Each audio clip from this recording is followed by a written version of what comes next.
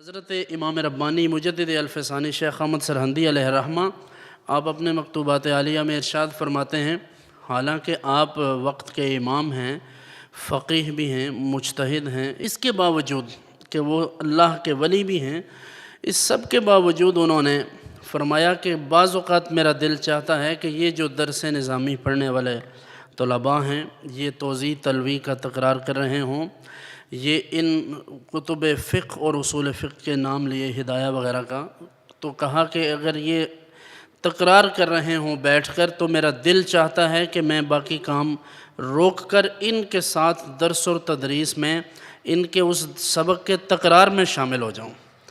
یعنی اللہ کے ولیوں کے نزدیک اس درس اور تدریس کا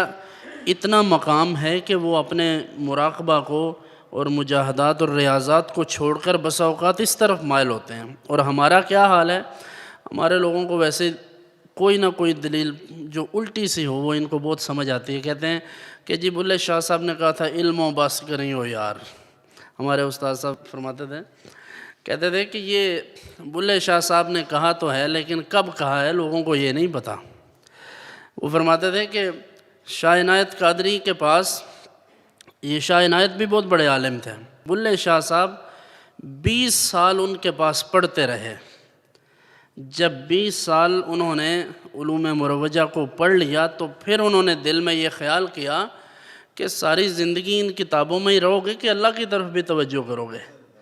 جب یہ خیال دل میں پیدا ہوا تو پھر کہا کہ علم و بس کریں ہو یار،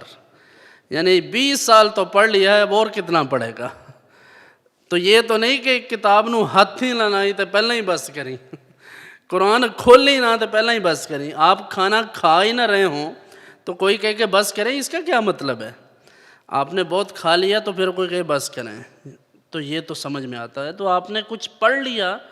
بہت علم حاصل کر لیا، قرآن پڑھ لیا، حدیث پڑھ لیا، فنون پڑھ لیے، فقہ پڑھ لی، اصول فقہ، تفسیر ہے، بلاغت ہے، بدیع ہے، بیان ہے، بہت کچھ پڑھ لیا،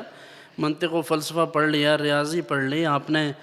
MBA کر لیا، PhD کر لی ہے، بہت کچھ پڑھ لیا ہے۔ تو اب کہا کہ بس کر،